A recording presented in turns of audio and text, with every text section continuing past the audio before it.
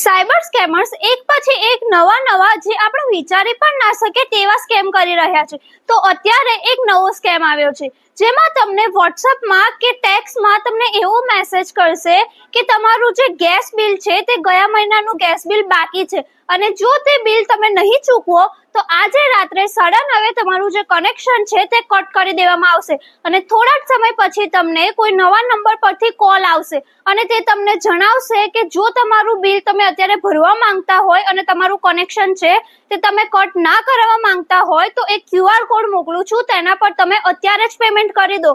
અને તમે જેવું એ પેમેન્ટ કરશો અને તમારો બેંક અકાઉન્ટ એમની સાથે જશે તેવું જ તમારું જે બેંક ખાતું છે તે ખાલી થઈ જશે.